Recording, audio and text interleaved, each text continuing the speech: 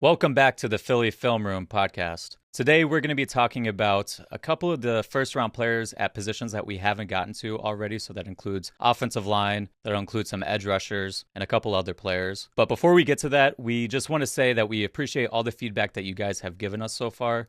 We read all those comments and try to make the show as best as we can for you guys. Having said that, let's jump to a mailbag question first so we can answer one of our viewers' questions. Okay, so we had a viewer ask us a question, and the question is, what's worth more, a drafted tackle who sits for 2 years but is 80% of Lane Johnson, or a drafted guard who starts immediately because he's an upgrade over Steen, but eventually goes out to tackle and is 60% of Lane? I thought this was a great question because it kind of gets us to think about the process a little bit differently. Because I know a lot of people right now are thinking, hey, if we're going to take a tackle, let's make sure we get one with guard versatility so they can fill a need for us in the short term. And in my eyes, I think that's just bad process. If you're going to be selecting a tackle for the long term, you should be selecting the tackle that you think is the best available, whether that's in 3 years or 5 years. The draft is a place for finding long-term solutions, not a place for finding quick fixes. That's what free agency is for. So I don't think you want to take that 60% tackle just because they could play guard right away, because guess what? In a couple years, when they are back out at tackle, you're going to be looking to replace them every chance that you get. So my answer, you want to find that 80% tackle if you can. And again, at the end of the day, you don't know what they're going to be. So in my eyes, I don't think we should be taking a tackle to find out in 2 or 3 years if they're going to be good, if they're going to end up sitting behind Lane Johnson the entire time. But that's just my thoughts on this situation. Yeah, I totally agree. To me, it's kind of like you're dipping one foot in the water because you're saying immediately we have a guy who can fill this hole that we have at guard, which, by the way, we may not actually have a hole. There's a lots of stuff coming out that suggests they might like Tyler Steen. And to speak to the tackle portion of it, of the chances that a guy who can play both guard and tackle, they're going to be better at the tackle portion seems already pretty rare. And it also makes it hard for your team to make personnel decisions. So yeah, I'm totally agreed with you that if the goal is I need a tackle for the future, you just go for a bona fide tackle. There's rarely a guy who could do both with equal proficiency, and ultimately a tackle is more valuable. You're more likely to be able to have a stopgap guard that you can find in free agency, even on a cheap deal, than you are a surefire tackle. Yeah, and you're wasting that value of a rookie contract if they don't even play for the first 2 or 3 seasons of that contract. You get 1 year to evaluate them, or possibly 2 years to evaluate them, and then if it's a first round pick, you got to decide if you're using that 5th year option or if you're going to sign them to a long term contract. I just don't think that's good process. Having said that, it is possible that the Eagles take a tackle, and we have yet to talk in depth about tackle options. Today, we're going to be talking about a couple of the tackles that could be in the Eagles' range when they pick. The first tackle that we're going to be talking about today is Troy Fautanu from Washington. I project Fautanu as someone that can and should play tackle, but has guard versatility. He's a short tackle, but he has good arm length to offset and very quick and agile feet. He's an easy mover in pass sets, and he has very springy feet, able to bounce and redirect and mirror with ease. He uses a variety of pass sets to give different looks, including a vertical jump set that he uses to throw off timing of edge rushers, and it really surprises them. He has great mobility in his hips, knees, and ankles, which allows him to play with good pad level and sink his center of gravity to redirect and mirror. He has excellent hand usage, he plays with independent hands, and will flash an outside hand to bait the pass rusher. And if you land a long arm on him, he will use a trap technique where he chops your arm down and knocks you off balance. And overall, I think he's a very solid pass protector. And the run game, he wins with quickness off the line of scrimmage and can overtake players that have him out-leveraged with ease. He is excellent tracking players at the 2nd and 3rd level on screens and in run game, and can be a weapon at the 2nd level. Overall, he plays with good pad level. But I would say he's strong, but I wouldn't call him a mauler. He's definitely someone that wins with quickness in the run game. As far as his downsides go, he can be over-eager to strike and get off balance, often with his head over his toes, which allows him to get push-pulled. And it also leads to loss of strength and quickness when needing to redirect. He's inconsistent in his set depth, which leads to inside counters. And although he is able to offset this at times with his foot quickness to redirect, but he needs to be better and more consistent with this on the pros. It also takes him a few extra steps to set his anchor, and he's also more likely to use trap techniques against bull rushes than he is to try to sink his hips and anchor. Overall, if the Eagles go with the tackle, Troy Fautanu makes a lot of sense. I think he can become a high-end tackle in the league while providing versatility to play inside from day one. I don't know if he'll ever become a top 5 tackle in the league just because I don't think he has that high-end strength that you need at that position to anchor really well. But I think he can be a very good pro that wins with quickness and hand usage to go along with the ability to be a weapon in the run game. Yeah, I've heard a few Eagles fans say that they're a little bit scared because Dillard, it was also a criticism of him that he had trouble dropping his anchor, and it's the same pick that he was taken with. So maybe there's a little bit of like bad vibes there. But do you envision that becoming a problem as it did with Dillard? No, because I think that Troy is just much better with his hand usage. And it's not like he can't set an anchor. It just takes him a few extra steps. And so the pocket just might be a little tighter than a guy like the guy we're going to talk about next. When he puts his hands on you, he drops his hips. It's game over. He stops the rush right away. But with Troy, you just got to understand there's going to be times where you might have to be aware that he's going to give a little bit of extra space before he sinks in. You know who's really good with this is Rashawn Slater. Now, I'm not saying that Troy is as strong as Slater's. Slater's extremely strong. But there's times where he gets pushed back a good amount because he has shorter arms, and it's taking him a few extra steps to get his hooks in so that he can sink his weight and lift up. So the point is, even if he does give up more ground, he usually is able to set his anchor. I think his bigger issues more so is he gets over aggressive with the strikes and he'll get off balance, and that's when you start to see people hitting him with inside counters or giving him push-pull moves. Yeah, it's great to hear. It sounds like a lot of his problems are something that are easily correctable with coaching, especially when you have the best offensive line coach in the NFL. So let's jump into our next guy, and that is going to be Amarius Mims from the University of Georgia. Now, Mims is an incredibly toolsy player, but he has minimal playing experience, although he has very good tape in his limited action. He's a mammoth of a man at just under 6'8" and 340 pounds with 36-inch arms. For a person of his size, he has surprisingly good movement skills, although if you watch Mims and Troy back-to-back, you can kind of tell the difference. But for a guy that's 6'8", 340, I mean, he moves pretty well. Although he doesn't move as quick as Fautanu does, his length and his strength helps to make up for it. He's remarkably smooth and quick in his pass sets for his size, and he has a solid ability to redirect, but again, it's not elite compared to some of the quicker guys. However, his length and power in his punches helps to make up for that. He has great ability to sink his hips and anchor quickly, especially for a guy that tall, and for a guy that's a little high-waisted. But he is able to, once he sets his anchor on you, the rush is over. You're not moving him. He doesn't get pushed into the quarterback slap often, and he pairs this with strong strikes, which often stuns players or knocks them off balance, especially linebackers when they try and get up on the line of scrimmage and he hits them. It's like a jolt. They just go flying back. Again, for someone that is fairly young in their experience, his hand usage is pretty good. He has strong hands to latch on and control as well, and he's a mauler in the run game as his size and strength really overwhelms. Now, for his weaknesses, he has inconsistent depth and width in pass sets, which allows for inside counters, and he doesn't have the fastest feet to redirect, so he needs to get better playing inside out and not getting too deep in his pass sets. I feel like if he went against guys like Micah Parsons, those kind of players will give him a lot of trouble. He is a taller guy, so those guys that can get low and bend and move laterally pretty quickly are the guys that are going to give him problems, especially early in his career. His footwork also needs to be better in the run game, as he's often striking without a solid base, and his stance probably will need to get reworked as he often has to pivot out of his stance, especially as he moves left.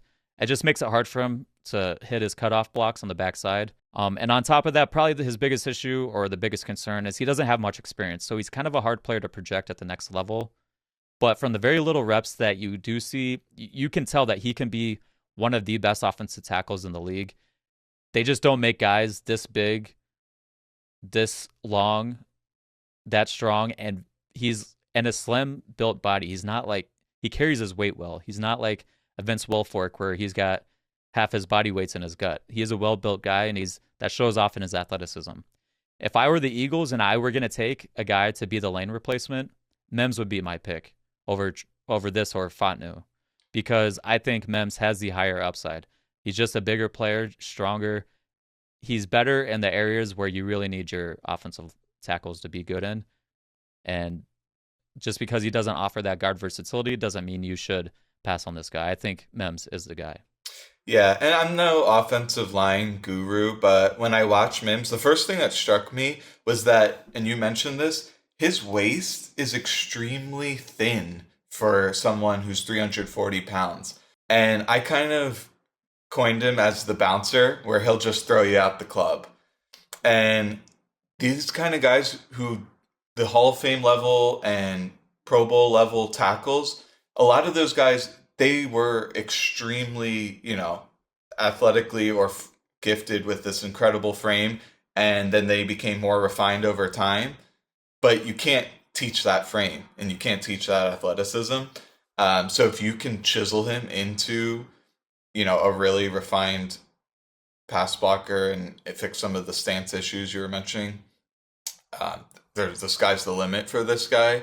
It's, as we mentioned before, it wouldn't be an exciting pick because he's going to potentially ride the bench for a while. And then it's like, by the time you figure out if he's good or not, he might already be due for a new contract, which is kind of a buzzkill. But in terms of a prospect in a vacuum, he looks awesome.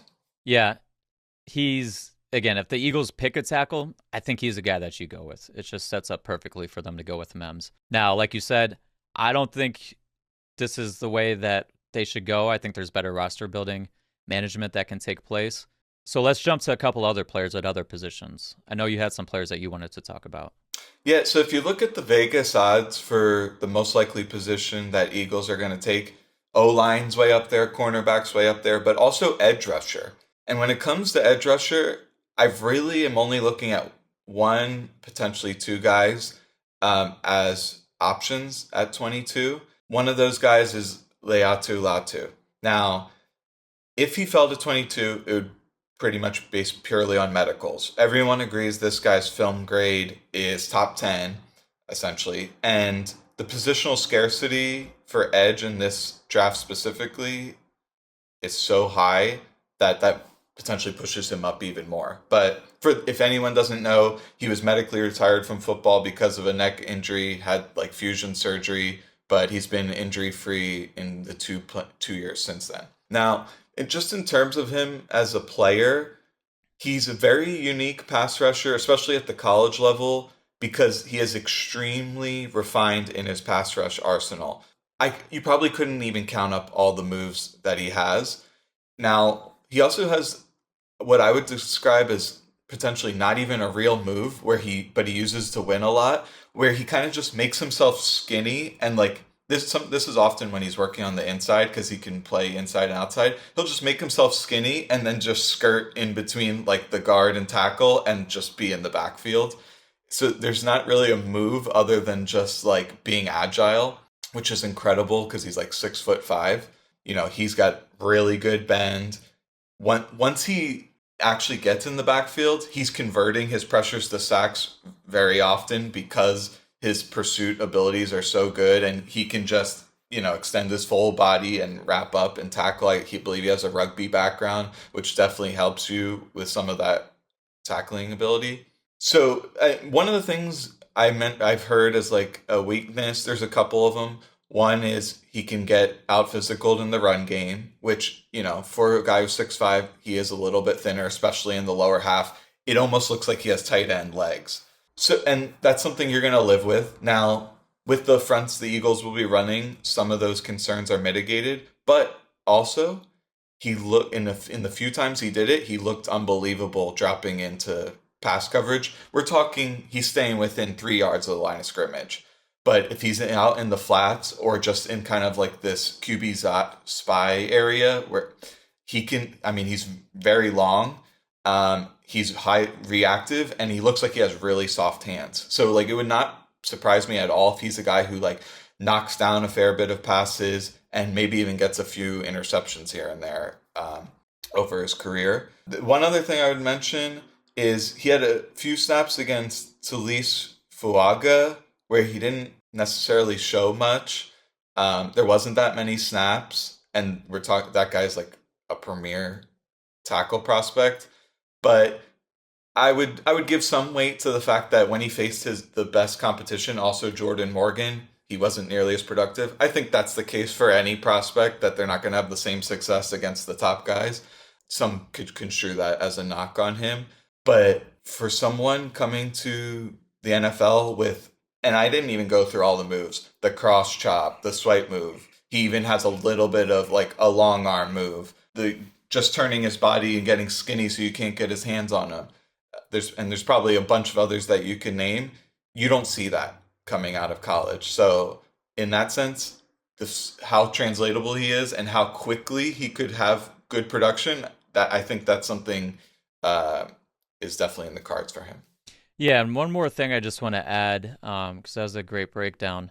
Go and look at him, his stats and his measurables next to Nick Bosa. He has a higher win rate and pass rush win rate in their last year in college. Bosa got hurt his last year, so I took his year before that. But then look at their measurables. I think Bosa might be about 5 pounds heavier, but they're almost the same height. Their testing skills was almost the exact same. Their RAS scores were nearly identical. And again, like you said, he's not just winning off of beating guys with speed around the edge. He's incredibly skilled, which is what Bosa was coming out of college. Now, I'm not saying Latu's going to be Bosa, but obviously there's the neck injury concerns. But if he did this in the Big Ten, I mean, I feel like we're talking about Latu as a much higher pick than someone that's going to fall to the mid to late 20s.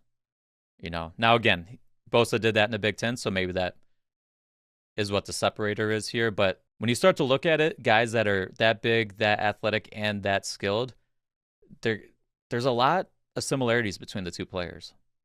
Yeah, and I think one of the main ways I would distinguish them is Bosa's probably better suited to be down in a stance, and he'll get a little bit of more like built up momentum and convert it into power, collapsing the pocket. Whereas I believe Latu's much better suited as a stand up rusher. But if he can have that kind of impact, I think that's plausible. And if you feel that good about a projection, I think a lot of times guys who were dominant edge rushers in college, and you can fact check me on this, generally that does just show up in the NFL. Compared to other positions, I feel like edge is pretty predictable. If you're athletic and you have skill, that carries, that translates. So my point is, I'm not saying he's going to be Bosa. I mean, there's a reason why Bosa's going first overall and Latu isn't, but it makes you feel better about your projection that, hey, I can see some similar things in these guys and just how skilled they were at their athletic standing. So it makes you feel better as opposed to taking a guy like potentially Chop Robinson, tremendous athlete, but you have to project his skills. You have to project he's going to get better. Latu, it's like he's going to come in day one knowing how to set up his moves, and he has multiple moves. It's not just I'm coming in and I'm beating you with a long arm. It's like I got this move, I got that move. Like you said, one of Nick Bosa's moves coming out of college was the double swipe, and that's a move that Latu hits with ease. Just my thoughts on it. But I think you had one more player that you wanted to get to. Yeah, I think this was some feedback from our first video where we talked about first round corners, and then we just left Kool-Aid out of there. And if you look at his draft projection, it's declined considerably since the start of the pre-draft process.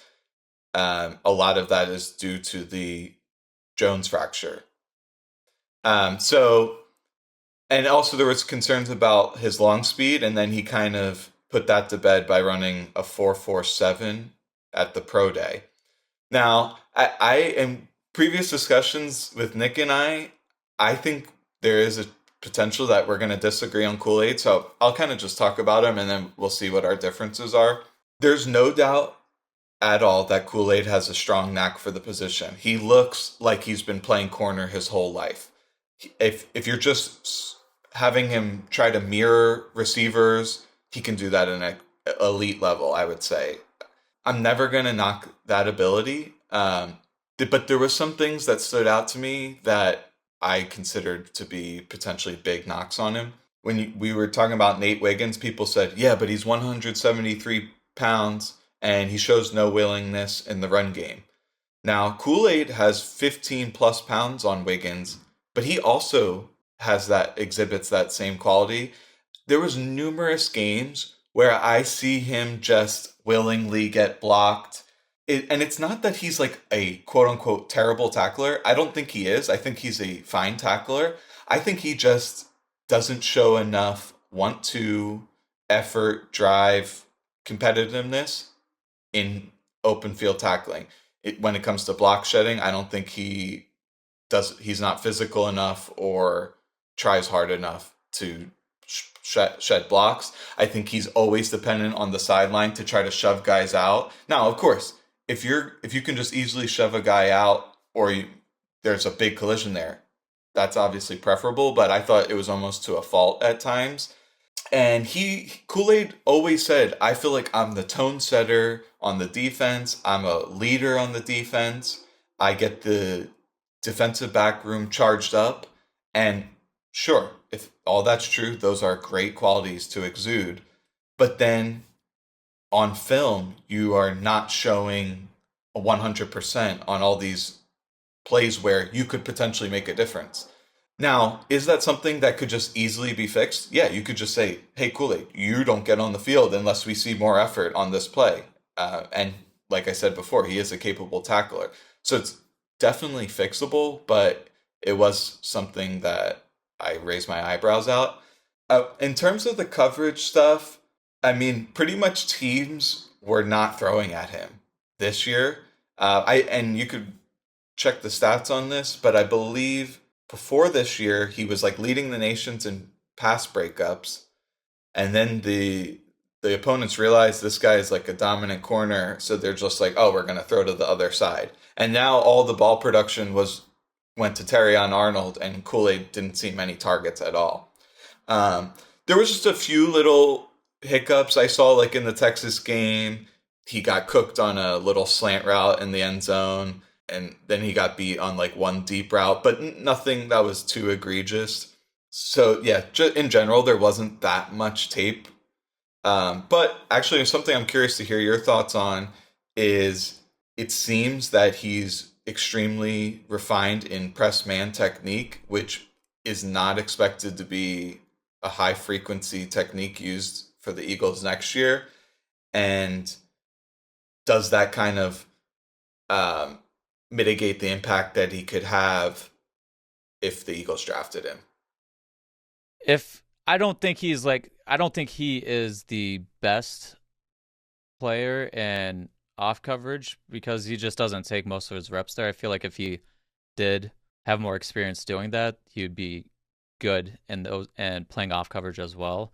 He's fluid. He has fluid hips. He's got enough athleticism to be a good zone cover corner, and he's been starting in a Nick Saban defense since he was a freshman. I mean, he's not a dumb guy. He knows he's very intelligent football-wise. I think some of your concerns are valid in terms of him not wanting to mix it up. Usually when I saw that, it was more so of like, he's playing the press man, he's traveling with this guy down the field, always kind of being lazy, not getting back in the play, as opposed to being a guy that's like, he's got eyes in the backfield, can come up and make a tackle. But yeah, he's not the guy that's going to go out there and be known as the biggest hitter. Now, there are plenty of reps on film where tight ends have come to take him on, and he's shed and beat those blocks and made tackles. And I've seen him step up and make tackles plenty of times. But in previous conversations we've had, a lot of the times it's in short yardage situations. To me, it's not an issue of can he do it. It's just, is he gonna put that effort in to get in there every play? Maybe he does better at that, playing in defense where you can have eyes in the backfield and you're not constantly running down the sideline with your guy in coverage. In terms of his coverage, though, I mean, he's been one of the most consistent players year to year in terms of just how I rank corners, the scores that I give them in terms of their production in college. But even if you want to look at things like his yards per target allowed, That's in the top both years. The past 2 years, he's been in the top 80th percentile of all the corners drafted in the past 5 years. When I go through and look at a lot of these guys' numbers, even some players that have been really good in the NFL, they have a really strong final season in college, and it's a steady build up to that number. But Kool-Aid's just been consistent pretty much every single year. And like you said, when he was getting targeted more last year, he had a ton of pass breakups. This year, he was his percentage of coverage snaps where he was targeted was a third lowest since the 2020 draft class. So you're right, teams weren't targeting him. They were going after Terrion Arnold, and there's a reason. I mean, he was just a much better cover guy than Arnold was. And I think it has become a little bit of there's become a gap in their perceptions. I think everyone's looking at Arnold as he's this lockdown corner when I think right now Kool-Aid's the better cover corner, but Arnold's better in the extra stuff, the run game stuff, the screen game stuff. So it's where do you value that, and who do you think can become the better player? Yeah, absolutely. And one of the things people bring up is Kool-Aid had hardly any interceptions. And I think this is a valid criticism. There were times where he was in perfect coverage, right in the hip pocket of the receiver, but he just doesn't turn his head around. And my guess, this is speculating, is he's looking at the eyes and hands and seeing if the receiver is giving any tells away when the ball's coming, and so he can easily swat it away. But it's like there was a few times where he had more than enough time where had he just got the head around, he probably would have had the interception. It's unclear how coachable that is, but I totally agree with you. And just preparing for this podcast, I went and watched some more Kool-Aid because I watched a ton of him early in the process, and then I hadn't watched a fair bit until recently. And he's just dramatically more sticky as a cover corner than Arnold. There's so many plays, pretty much every single game I watched, where Arnold's getting gapped by the guy he's covering. He's getting twisted around and facing the wrong way, and a guy's doing like a speed out, and there's 10 yards of separation.